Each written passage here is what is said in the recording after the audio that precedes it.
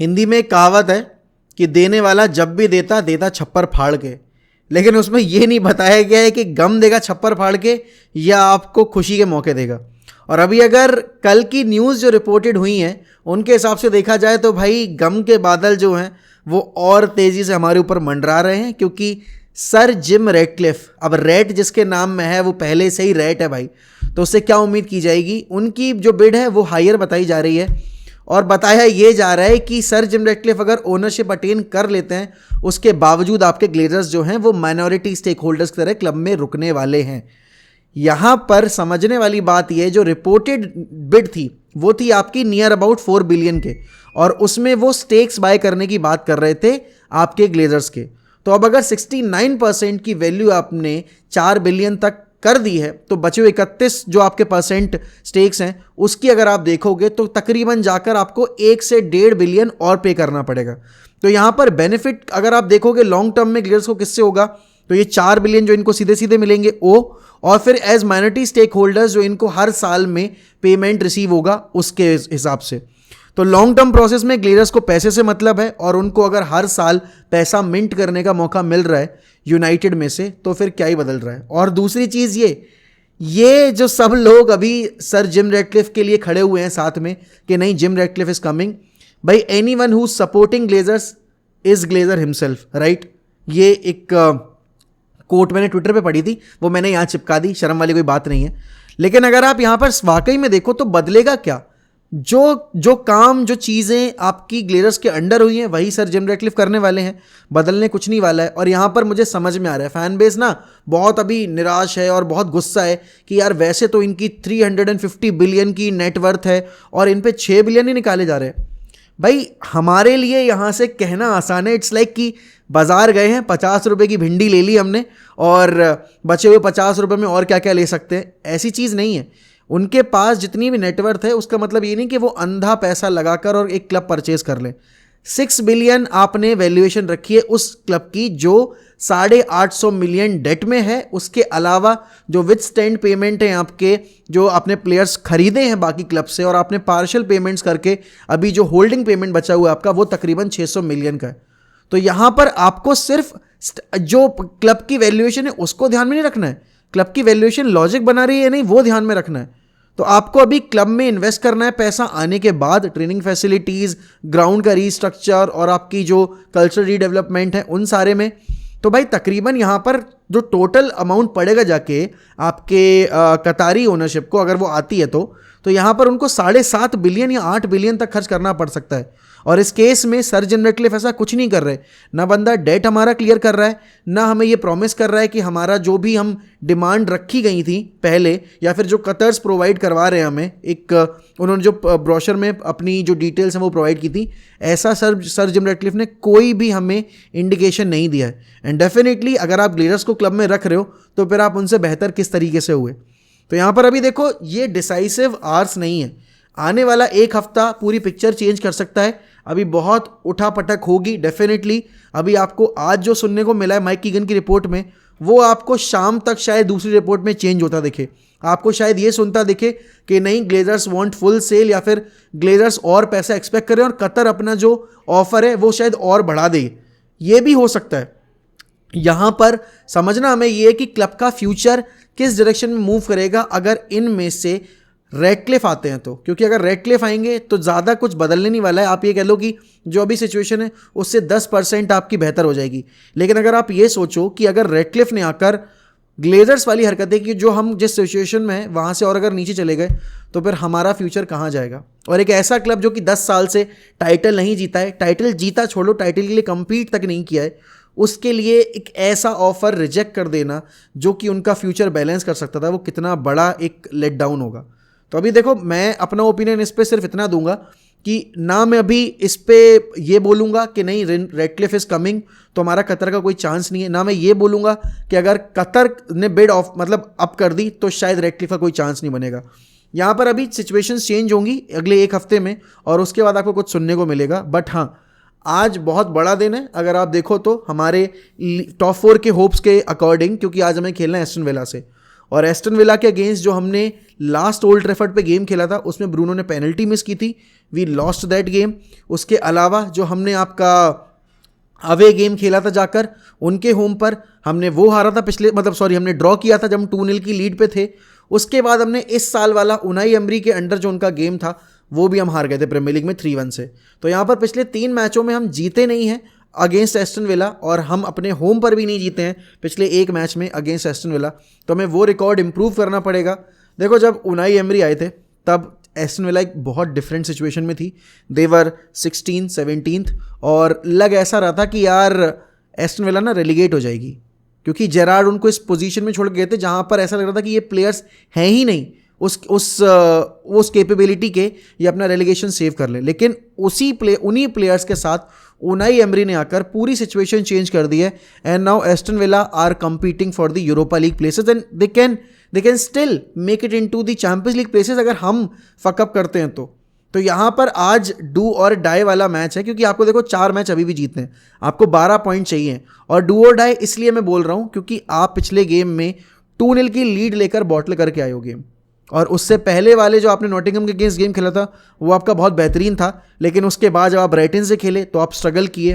तो यहाँ पर हमें अब इम्प्रूव करना पड़ेगा भाई अपना जो परफॉर्मेंस बार है, क्योंकि आपने पिछले गेम में जो सेकेंड हाफ में लेथर्जिकनेस दिखाई है उसके बाद आप एस्टन विला के अगेंस्ट ईजी गेम एक्सपेक्ट नहीं कर सकते, क्योंकि देखो सारी टीम आपको रीड करके आ रही हैं।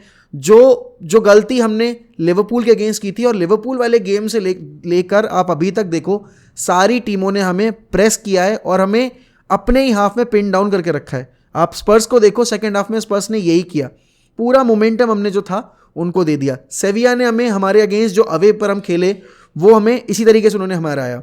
आप अगर ब्राइटन की बात करो, ब्राइटन ने हमें अपने हाफ से नहीं निकलने दिया था, क्योंकि आप देखो आपका बिल्डअप ना एक तो बहुत ही ज़्यादा वन डायरेक्शनल है।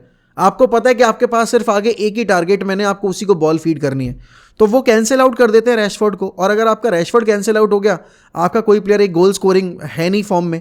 बाकी अगर बात की जाए मिडफील्ड की, तो कैसेमीरो को 2 रेड कार्ड मिल गए, तो कैसेमीरो भी एक कंजर्वेटिव फेज में चला गया है।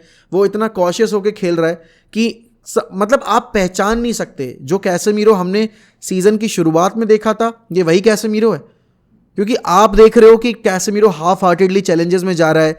कोई अगर ऐसी सिचुएशन है जहां पर हमें जाना है चैलेंज के लिए, वहां कैसेमीरो अपने हाथ पीछे खींच रहा है because he don't want to get suspended. और अगर मैं देखूं प्लेयर पर्सपेक्टिव से वो चीज़ समझ में आती है, लेकिन इस टाइम पर बाकी प्लेयर्स को रिस्पॉन्सिबिलिटी शेयर करनी पड़ेगी। अगर आपका एक प्लेयर थोड़ा सा कॉशियस होकर खेल रहा है, जैसे कि अगर मैं बात करूं एरिक्सन की, तो एरिक्सन को ज़्यादा रिस्पॉन्सिबिलिटी लेनी पड़ेगी। अगर आपका ब्रूनो की बात करूं मैं, Bruno is playing so fantastically well, लेकिन यहाँ पर ब्रूनो को भी थोड़ा स्टेप अप करना पड़ेगा। और ऑल्दो हम ब्रूनो से जितना एक्सपेक्ट करते हैं वो उससे ज़्यादा हमें प्रोवाइड करता है, ये बात मैं बिल्कुल एक्सेप्ट करूंगा। बाकी कोई करे ना करे भाई, मैं तो एक्सेप्ट करूंगा। ब्रूनो ने जितना जिस दिन से क्लब को ज्वाइन करने के बाद किया है, दिया है इनपुट, उतना किसी प्लेयर ने नहीं दिया अभी तक टिल डेट, और इसमें कोई नेग्लिजेंस वाली बात है नहीं। बैकलाइन और आपकी जो गोलकीपिंग डिपार्टमेंट है, that is the biggest reason why आपका जीडी जो है वो नेगेटिव में, मतलब negative in the sense single digit में। यहाँ पर आपको अगर आप टॉप 4 में बैठी टीमों को देखोगे ना, सबसे खराब जीडी आपका है। आपने देखा कल ब्राइटन ने वूल्स के अगेंस्ट 6 मारे हैं। हमने ऐसा कौन सा गेम निकाला इस पूरे सीजन में जहां पर हमने सामने वाली टीम को बिल्कुल आउटस्कोर कर दिया हो, मतलब हमने उनको मौका ही ना दिया। ऐसा कोई भी गेम आप याद नहीं कर सकते, क्योंकि हमने किसी भी गेम में, आई डोंट रिमेंबर कि हमने 5 गोल किसी के अगेंस्ट मारे हो। हमने 5 भी गोल किसी के अगेंस्ट नहीं मारे। आप ओल्ड ट्रैफर्ड पे खेल रहे हो, आपका ओल्ड ट्रैफर्ड पे रिकॉर्ड बहुत शानदार है, तो फिर उस चीज़ को यूटिलाइज करो ना। आप अपनी ओपोनेंट, आपकी जो मतलब आपका ओपोनेंट है, आप उसको आउटस्कोर नहीं कर पाते। आउटस्कोर इन द सेंस 4-5 गोल के गैप पे नहीं हरा रहे हो, आप उसको 1 गोल के गैप पे या 2 गोल के गैप पे मैक्सिमम हरा रहे हो। तो यहाँ पर आपको गोल्स निकालने पड़ेंगे, और उसका रीज़न ये है कि जब आपके गोल्स निकलेंगे तो आपका कॉन्फिडेंस बिल्ड होगा। अभी आपको एफए का फाइनल एक ऐसी टीम से खेलना है जो कि रिलेंटलेस है, जो कि आर्सेनल जैसी टीम को खोल के रख दी, तो वो सारी चीज़ें भी आपको ध्यान में रखनी पड़ेंगी। आज की बैकलाइन देखो, बिसाका की जितनी हम तारीफ करते हैं, बिसाका के उतने ज़्यादा लूप होल्स भी हैं। जैसे हमने बात की कि बिसाका अपना मार्कर बहुत छोड़ता है। जैसे आप क्रॉसेस से डील करने की बात करोगे, आर्सेनल वाला गेम देखो, आप स्पर्स वाले गेम में भी देखो, बिसाका ने फ्लैंक पर इतना स्पेस दे रखा था सेकेंड हाफ में कि उनको बहुत आसानी से क्रॉसेस डालने की जगह मिल रही थी। तो वो चीज़ हम अफोर्ड नहीं कर सकते एस्टन विला के प्लेयर्स के अगेंस्ट, क्योंकि यही एस्टन विला ने न्यूकासल को 4 गोल मार के हराया था। और न्यूकासल हम सबको पता है उनका डिफेंसिव रिकॉर्ड कितना अच्छा है। तो अगर न्यूकासल का डिफेंस ब्रीच हो सकता है तो हमारा जो डिफेंस है उसमें तो हमारे मेन सेंटर बैक्स खेल भी नहीं रहे। तो हमें इस चीज़ का ध्यान रखना पड़ेगा भाई कि हमारी जो डिफेंसिव स्ट्रक्चर है वो कितनी स्टेबल है आज के गेम में। ऑल्सो मैग्वायर पे मैं रिस्क लूंगा नहीं। I would want to go with Bissaka, आपका Luke Shaw and Lindelof as the 2 centre backs and Dalot as the left back. अब देखो मलासिया को ना स्टार्ट देने का रीज़न हमने पिछले मैच में देख लिया कि मलासिया अभी एक हाफ कुक्ड प्लेयर है। He is not a mature player, वो अंडर प्रेशर क्रैक कर जाता है। और एस्टन विला बहुत हाई प्रेसिंग टीम है, आपको उनाई एमरी की टीम याद होगी, और वो भाई काउंटर पे बहुत स्ट्रांग है। तो काउंटर पे हम हमेशा बीट होते हैं। स्पर्स ने हमें काउंटर पे बीट किया, सेविया ने हमें काउंटर पे बीट किया। हर बार जितने भी गेम्स हमने हारे हैं इन टीम्स के अगेंस्ट जो कि कॉम्पिटिटिव तो हैं लेकिन हमसे क्वालिटी वाइज बेटर नहीं है, उन्होंने हमेशा काउंटर पे ही हमें हिट किया है। चाहे ब्रेंटफर्ड की बात करो, चाहे ब्राइटन की बात करो, तो यहाँ पर हम वो चीज़ अफोर्ड नहीं कर सकते। तो हमें डेलो को यूज़ करना पड़ेगा। मिडफील्ड में भाई Casemiro and Eriksen needs to play alongside Bruno Fernandes. आगे अप टॉप देखो मार्शल का गेम स्पर्स के अगेंस्ट बिल्कुल ऑफ था, बिल्कुल मतलब कोई एनर्जी नहीं दिखी मुझे मार्शल की तरफ से। बट स्टिल क्योंकि मार्शल और रैशफोर्ड का लिंकअप प्ले थोड़ा बेटर है तो मैं आज के गेम में मार्शल को ही स्टार्ट दूंगा। सैंचो को मैं स्टार्ट इसलिए नहीं दूंगा क्योंकि सैंचो अगर आप यूज़ कर रहे हो तो फिर आपको रैशफोर्ड को सेंट्रली ऑपरेट करना पड़ता है और रैशफोर्ड सेंट्रली उतना इन्वॉल्व नहीं होता गेम में। अगर आपको रैशफोर्ड को प्रॉपर कमांडिंग सिचुएशन देनी है तो आपको उसको लेफ्ट विंग पे यूज़ करना पड़ेगा। तो I don't want to risk losing the charm that Rashford provides on the field by using him centrally. तो इसीलिए मैं रैशफोर्ड को लेफ्ट विंग, मार्शल को सेंटर फॉरवर्ड और आपके एंटनी को as a right winger use करूंगा, बिकॉज एंटनी को ड्रॉप करने का कोई सेंस बनता नहीं। ऑल्दो एंटनी का जो गेम था स्पर्स के अगेंस्ट थोड़ा सा ऑफ था, but at the same time भाई एंटनी कंपैरेटिवली अगर आप देखो सैंचो के उसमें कंपैरिजन में तो एंटनी की परफॉर्मेंसेज बेहतर रही है पिछले 5-6 मैचेस में। 5-6 क्या, आप अगर सीजन वाइज भी देखो कम से कम कंसिस्टेंसी और इंप्रूवमेंट पर गेम में आपको दिखा है। तो ये मेरी लाइनअप होने वाली है। और देखो एस्टन विला एक ऐसी टीम जो कि काउंटर पे खेल रही है, जो कि आपके अगेंस्ट ऑली वॉटकिंस जैसे प्लेयर्स हैं, आपके पास बोएंदिया, आपके पास बाकी प्लेयर्स हैं मतलब एस्टन विला की टीम में।